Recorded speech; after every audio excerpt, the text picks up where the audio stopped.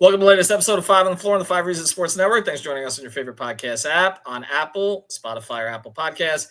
And on Android, we recommend Spotify. Also, check out the Five Reasons YouTube channel for Messi and Company. 3 yards per carry is going to be putting episodes up there soon, and all of the other content in the Five Reasons Sports Network. Also, check out Off the Floor. That's our Discord server, $2.99 per month. Bypass the Apple upcharge.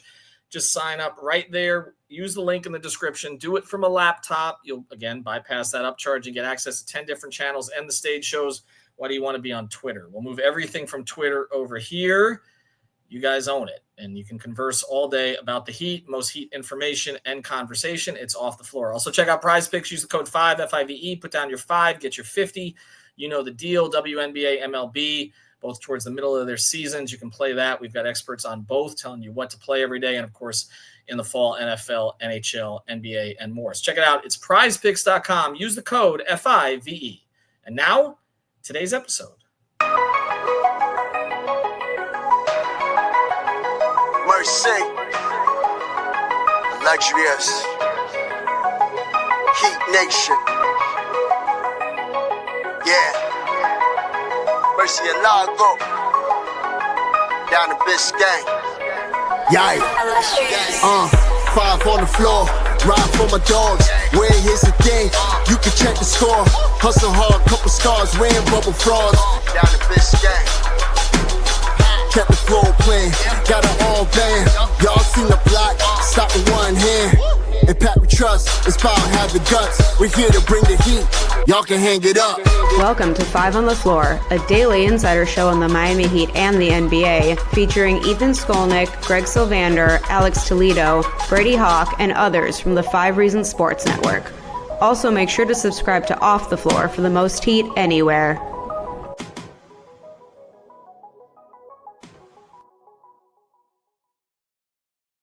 Mercy, we need a new song. I know you're listening because when I posted that Tobin was going to be on tonight, immediately he tweeted at us, dopeness. We need a new song. The Heat have a new player. So get to work on that. Come on, we're going to need that by the start of the season. We have Brendan Tobin. I feel like a cease and desist is going to come any moment. So we're going to try to squeeze this one in.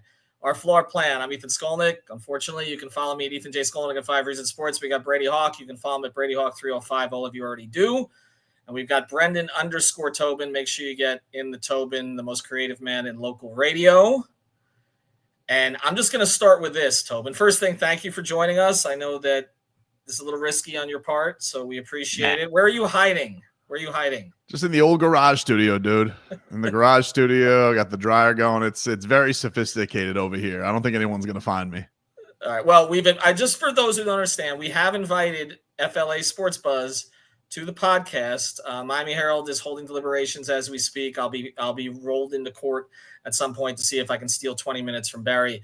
But we have settled for Tobin instead. We're also going to have Alphonse Sidney, our old partner on the podcast, on this week. We're just bringing all the friends together to say the Avengers assemble. Let me just ask you a question, Tobin, because you had a meltdown about 2 weeks ago. It's not your first. It won't be your last. You are known as the harpoon champion here. You are the one that goes after the orcas, the whales, everything else in the sea. Are you satisfied now? Are you happy now? They got you. He's not a whale. He's not a guppy, though, either. He's somewhere in between, maybe a swordfish. Norm Powell, are you satisfied?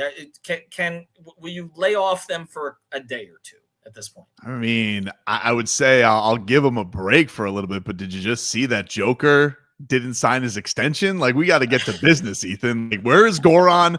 Get his butt over here. We need to sign him already to the front office. We need Jovic recruiting during Eurobasket. Task at hand. All right, we got to move off Norman Powell already. But here's the thing, Tobin. You're not going to find Jokic in the sea. You're going to find him at the track. That's true. Right? We need to. So you need something else, like lasso, something like that. What are we doing to get Jokic in? Tell Mickey and Pat, bring him their finest oats for whatever stallion or steed he wants. Take that parking lot that's there by the port, make that a stable. Just let's get innovative with this stuff. But no, look, they obviously made an awesome move. It was much needed. I feel like, if anything, Ethan, Brady and I talk about this plenty of times before games. We just needed something that feels like a real different ingredient. Like, yes, people get sick of the run it back thing, but it's really it's not even just that they would bring the same two main guys back, but it just feels like they're giving them nothing of real note. And yeah, Davion Mitchell was awesome last year, and that was great, but they also got waxed by a margin of defeat we've never seen.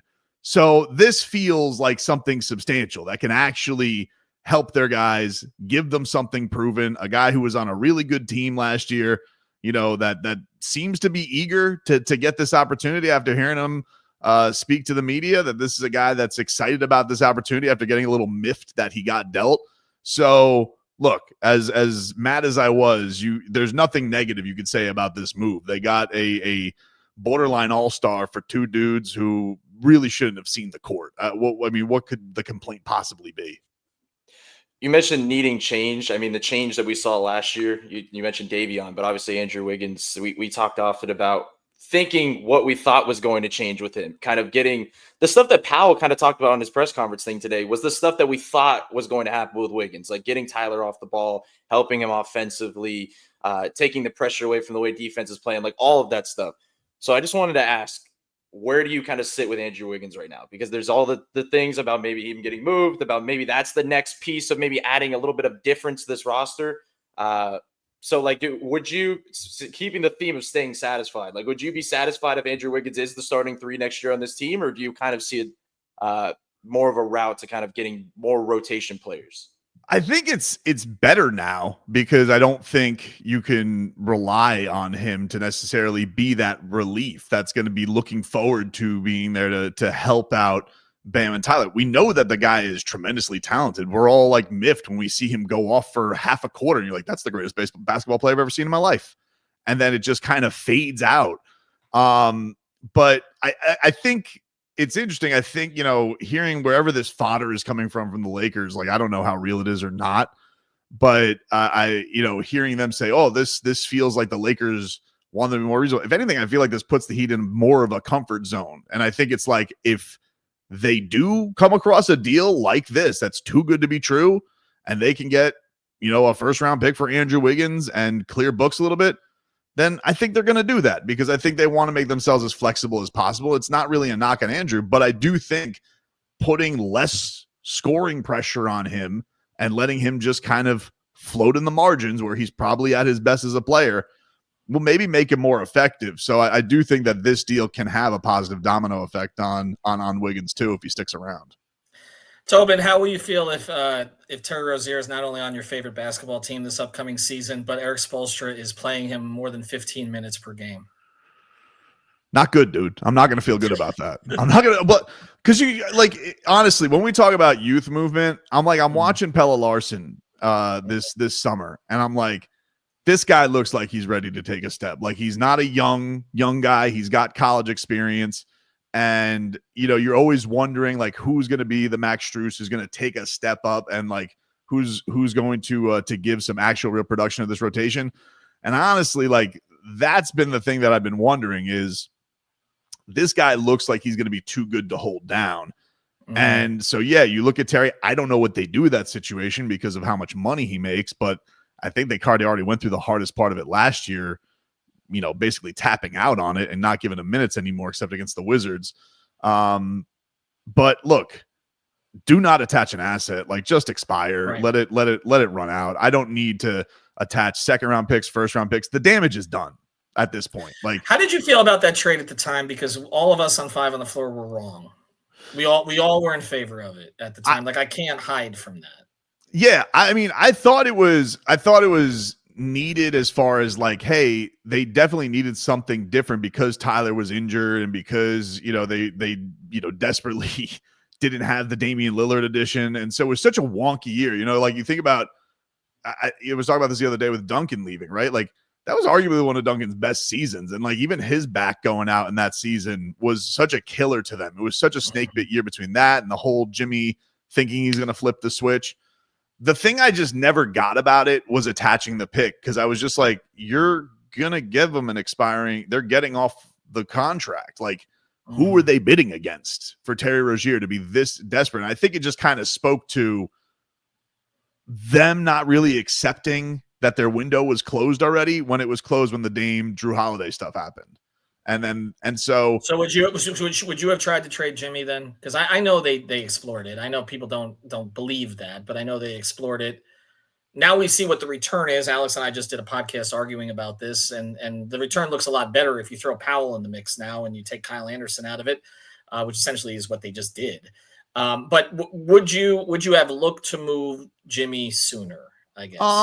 I think that it's hard to. I want to. The thing that I've always wondered, Ethan, about the Jimmy season that I can't give him full blame for, even though it looks stupid now, is that we were all kind of after these games. Like the vibes didn't seem that bad, even though it's so obvious to look at it and be like, oh, you didn't pay him. Jimmy said he was going to play nice. But you had games like we all saw, like him and Tyler were vibing pretty good and they were jokey. Like I kind of thought, yeah, maybe he's going to be professional. And I've always wondered, like, hey, was there there was a point in the season where the agent went back to them and said, okay, now? And they said no. And then it was just make a stink mode.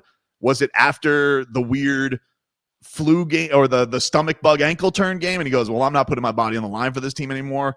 So I do think that they came into that season, and I think Jimmy probably was like, all right, I guess I'll try and give it a go. And then he was just like, nah, never mind, because he's a moody guy. Like he flips on a dime. So I really can't get on him for the Jimmy stuff too much, because I do think Jimmy went about it and maybe went into it with the intentions that he was going to try. But obviously his past and his track record makes you look at it and be like, you guys really didn't see that coming? You were going to extend Bam and not him, and that was going to be a problem? Like, so... But I mean, honestly, yeah, the trade is not looking so bad right now. I think it's actually the tentacles of it are looking pretty strong. So we were talking before. I know we've always kind of talked about wanting to see the young guys play a ton. Like it's always about that, especially with the direction of this team right now.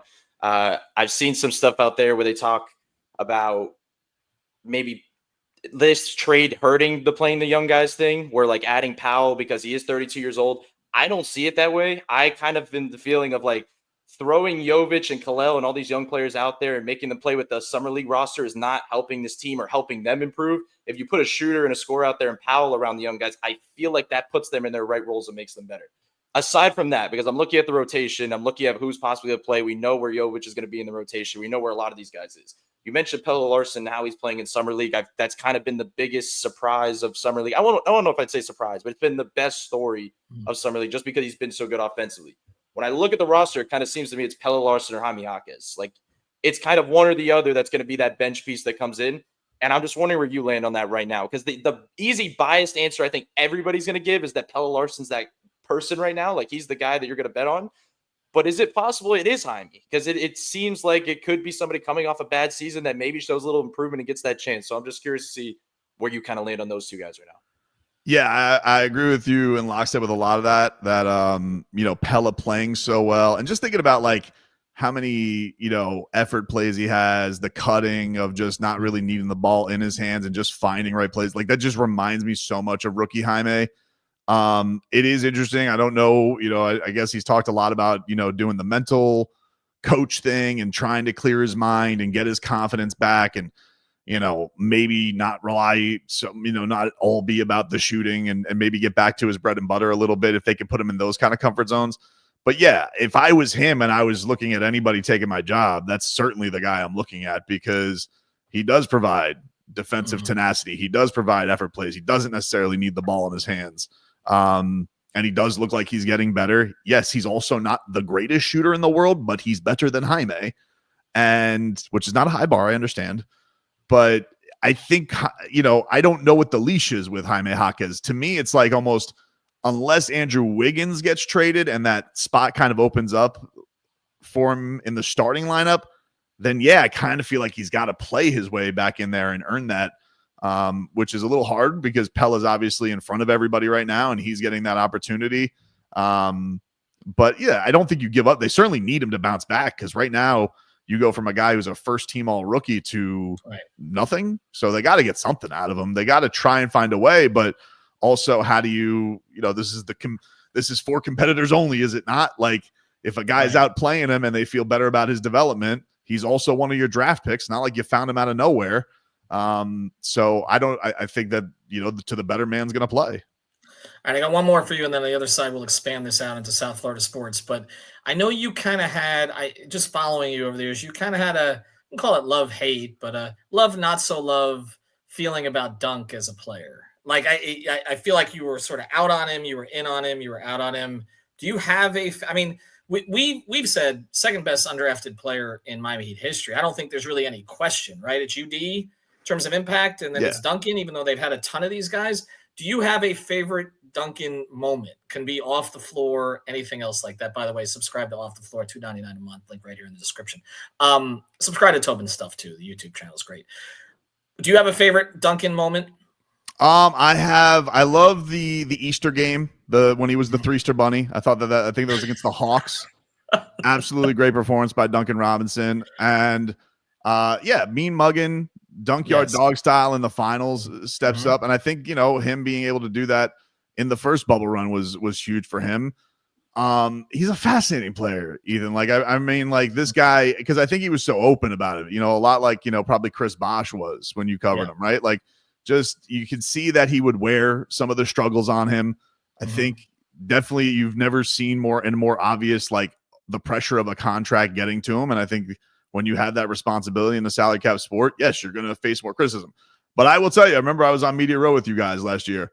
I thought it was a slap in the face to a guy who had been with the organization for a long time to put him in a game when you're about to get swept for the first time down 50. That was wrong. They shouldn't have done that. He played in garbage time all year. That he was like their garbage time player for like quite some time, which made no sense to me in general. Like he was always the greatest with that, and that's why you have such respect for him as a guy. Because like he'd go to like San Antonio preseason games with nobodies and play the whole game with them. Right, they would throw him out there. And so to put him to make him basically like take the guillotine finish from the Cavaliers, I just thought was so wrong. And I'm like, there's no way that guy's coming back. I didn't even think about it at the time, actually. I don't know, Brady, I don't know if you mentioned it on press. Sometimes Tobin and I sit next to each other in press row. I don't even recall that, but now that you mention it, he didn't speak. Like, there were only 3 guys that didn't speak to the media that were requested. I remember a couple of years ago, Jovic forgot what time it was or what day it was, but which is typical Nico. And I want to ask you about Nico on the other side, because I think you have similar affection for Nico's personality.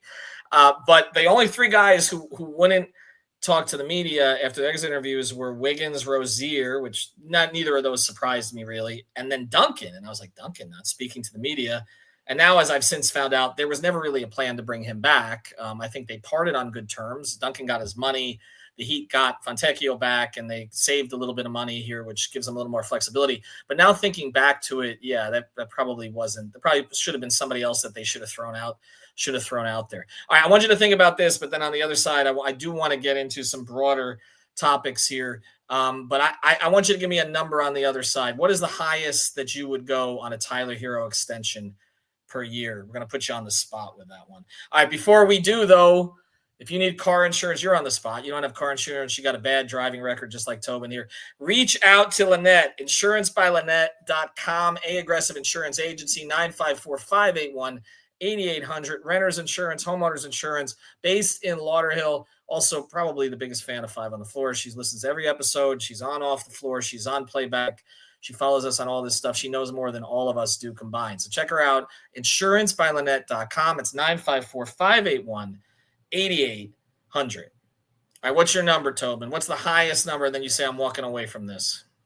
Okay, well, I just want to say I'm very bad at this because the NBA has really screwed me with the numbers. Like, I don't know what anybody who's not a max guy anymore is supposed to make. Like, so I'm going to just say the number 35, but I'm also going to tell you, I think Tyler gave you the answer. It doesn't matter because that dude's shooting max. Like, when he says last year, it's going to be either in whatever it is, October, September, whenever the hell that window is, or it's going to be more expensive. I think he said what he's expecting without saying what he's expecting. They're not going to do that, though. I don't think. Can you? And I respect Tyler as a player. I respect his story. I respect him taking the fragile thing and throwing it out and playing 75 games last year. I respect all of it. You can't pay Bam and Tyler $100 million and compete for anything significant. Can you? I mean, the raise in the cap and the tax is not enough. I don't see how you could go above, say, 3 for 110. Like, that's kind of where my number is, which is pretty similar to yours. So what do? You trade him after this season? See this, and this is the thing that kind of stinks about this new NBA, because it's like, why should the Heat have to make a decision like that, where it's like, hey, this is really going to handcuff you with two guys that you drafted, two great draft picks, a guy who is an all-star, two all-stars. One guy came up on great timing and has had playoff runs. And yeah, I would say Bam has solidified himself as, he may not be the guy, but he's definitely a guy who's good enough to be a piece on a winner. You know that. Tyler, we haven't gotten to see that since his rookie season, whether it be injuries, whether it be the team not being good enough. And yeah, he takes the brunt of the criticism. And I do feel bad that it always feels like he's at the expense of he's not worthy of that. Look, if it had no punitive measure, I wish Tyler Hero could make $100 million. Like, I don't care.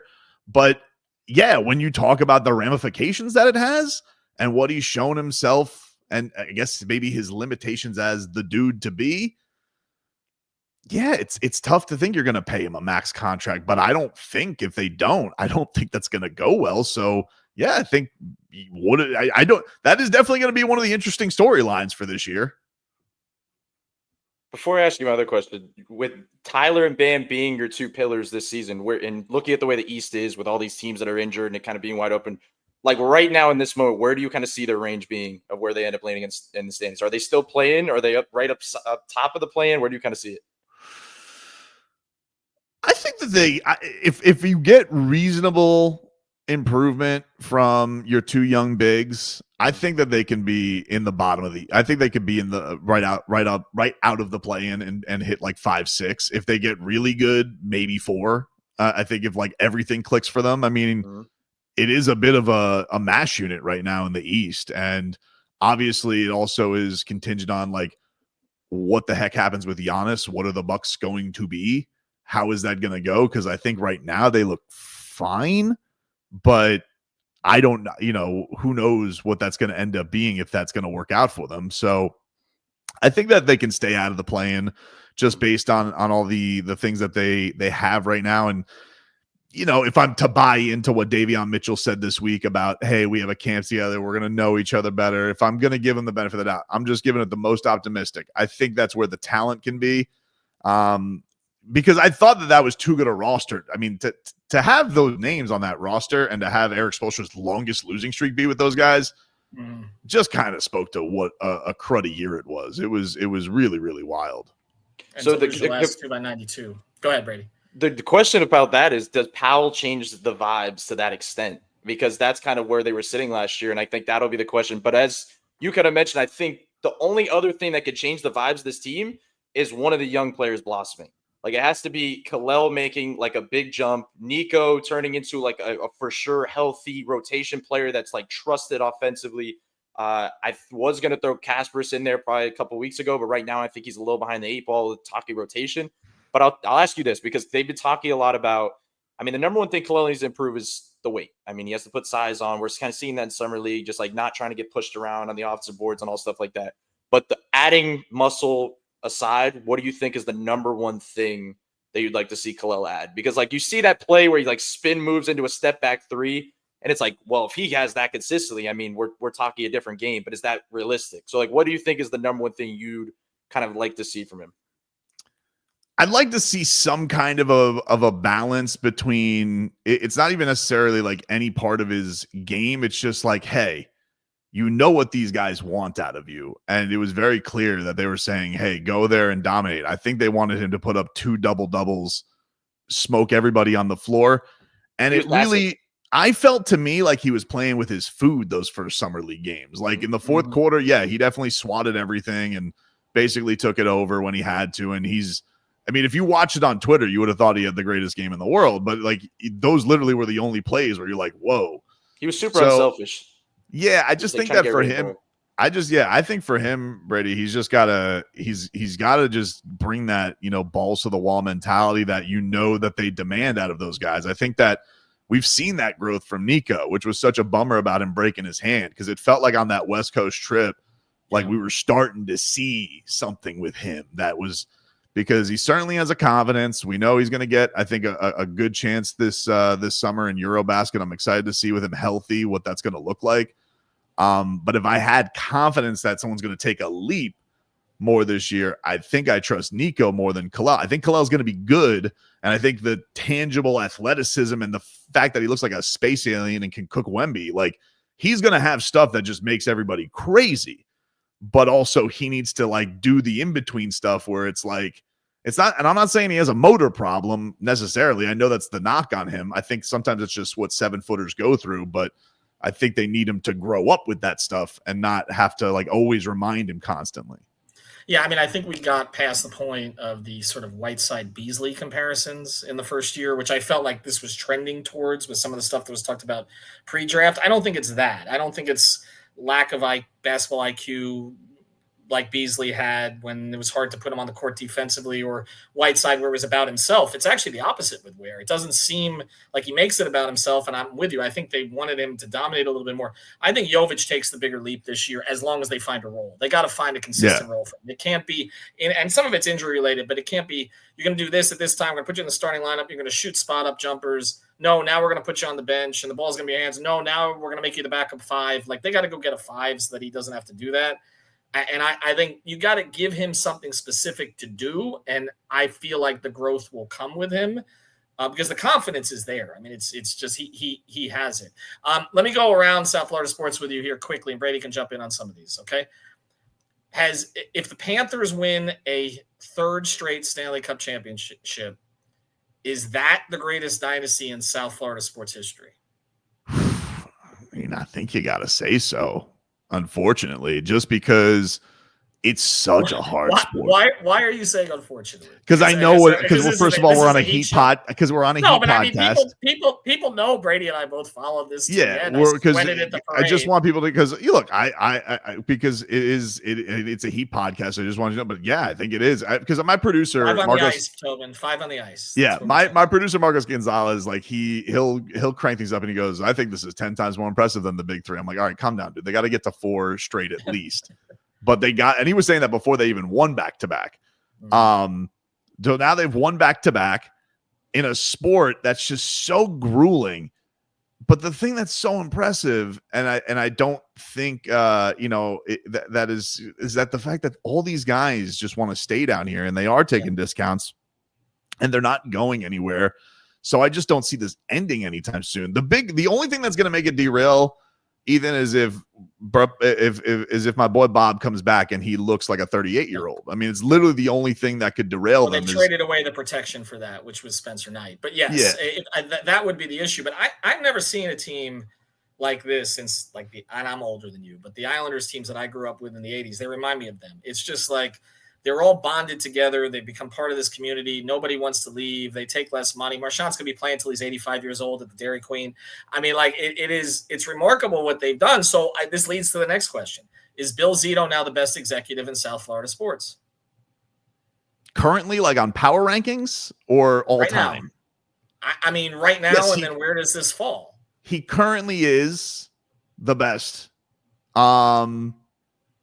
I'm not going to put him past Pat Riley because Pat Riley, I think, has done like multiple builds and multiple championships.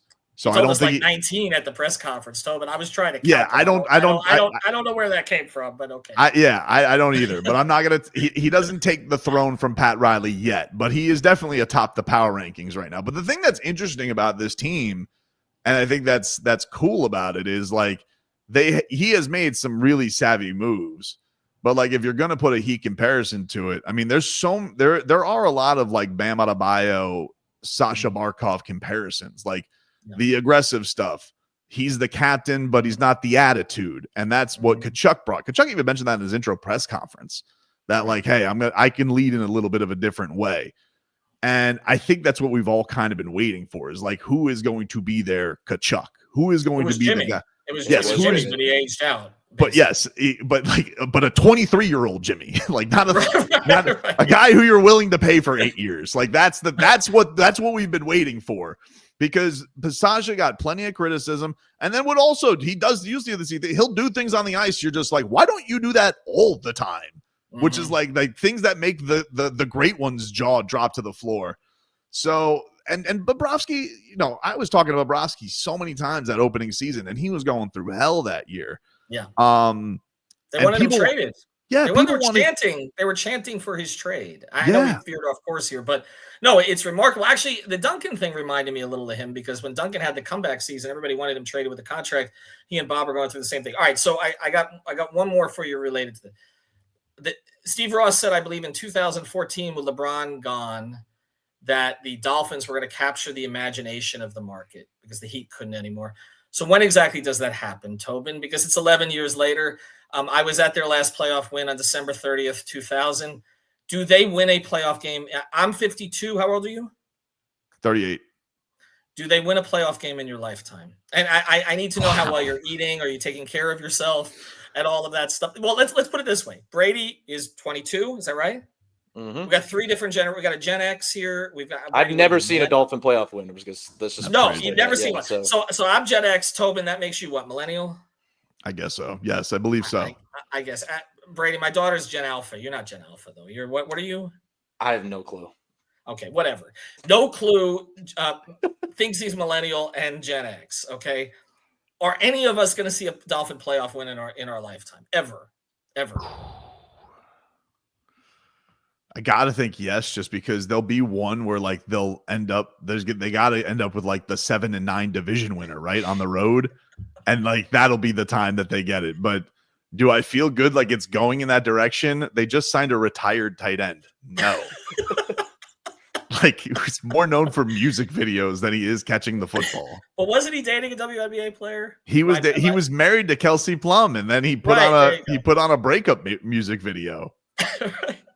That's good. They're going the right direction. Is Tyreek, does he want to play for them now or not? I'm confused. I was so confused about that too, because I was like, we were talking about this week with the Jalen Ramsey thing, and it was like, what the hell did Jalen Ramsey, what could possibly have happened between him and Mike McDaniel? Because apparently that's where it springs from. Like there's something that was just so unforgivable.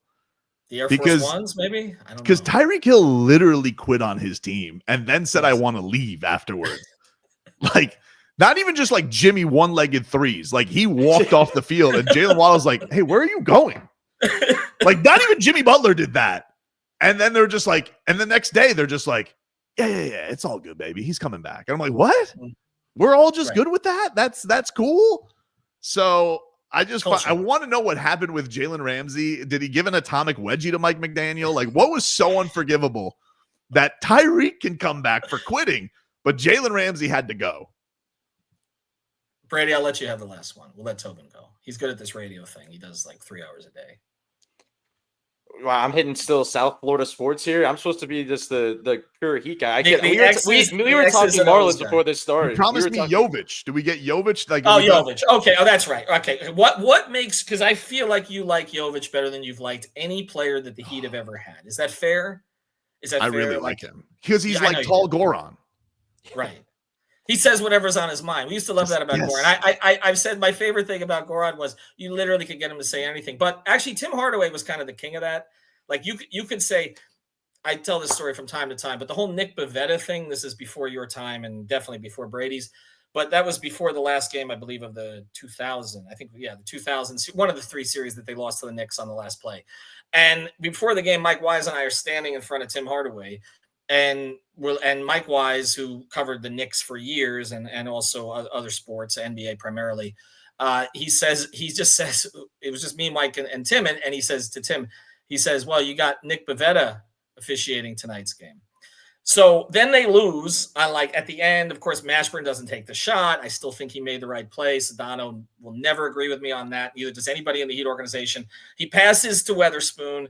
Weatherspoon misses the shot, but there also was a play earlier in the game where Sprewell should have been called for a foul, stepped out of bounds, et cetera, et cetera. They don't call it. We go in the locker room after the game. Everybody's distraught. PJ Brown headed his hands. He knows he's getting traded. Jamal, okay, I don't know if he cared that much, but they were all, Pat had to come out to talk to the team again. Another loss to the Knicks. And Tim walks out of the trading room, and he has a prepared statement. He says, we want to thank Nick Pivetta for costing us this series. And, you could get Tim to say anything. You get Tim to say anything.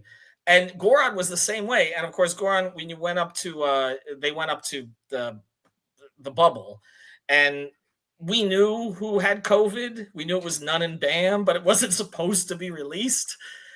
And Goran's like, oh yes, when Kendrick and he's just. and Dan You had the 3 words, if I'm honest. Like, you were like, if I'm honest. If I'm honest. He could not be honest. Like, he could not be honest. And that's why you love Nico. I love he's Paul Goran.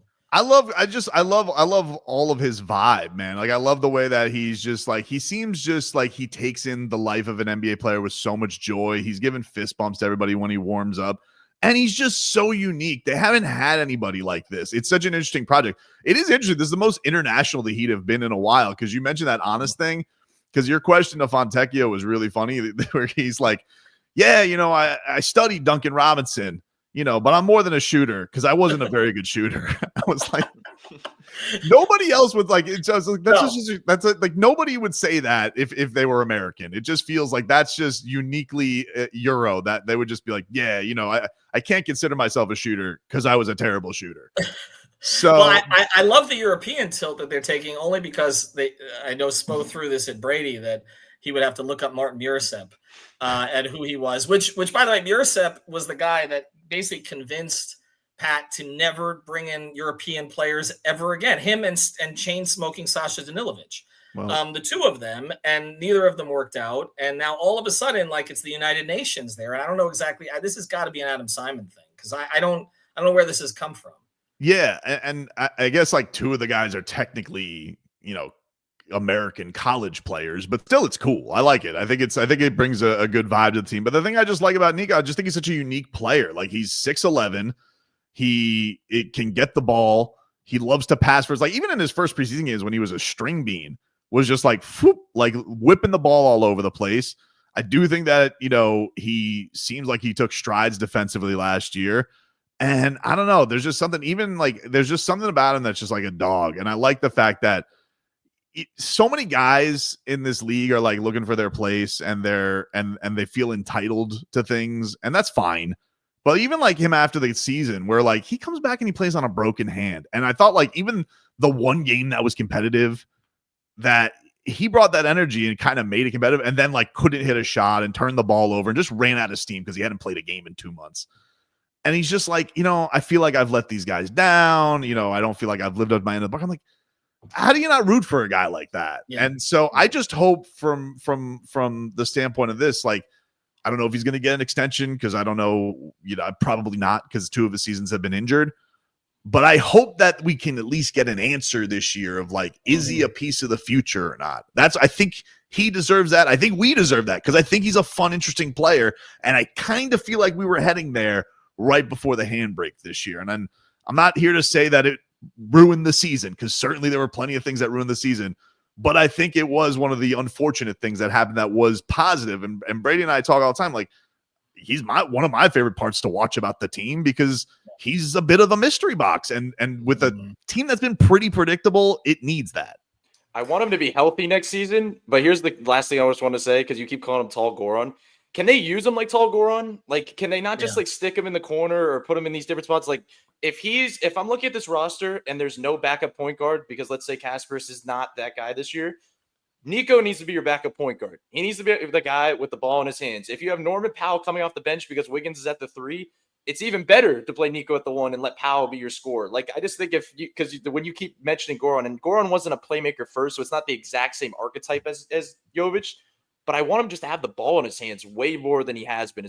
That's more so when I hear leaning young. It's not like just throwing all your young players out there and just playing it. Like, I just want the young players to be like heavily involved in the offense to make it look different than Kyle Anderson isolations, I just want Nico to be at the podium so we can get him to say interesting things. That's really all I care about at this point. Brady, at some point you'll learn that, because that's really all that matters, is just have interesting people. They can lose 61 games. Just be interesting.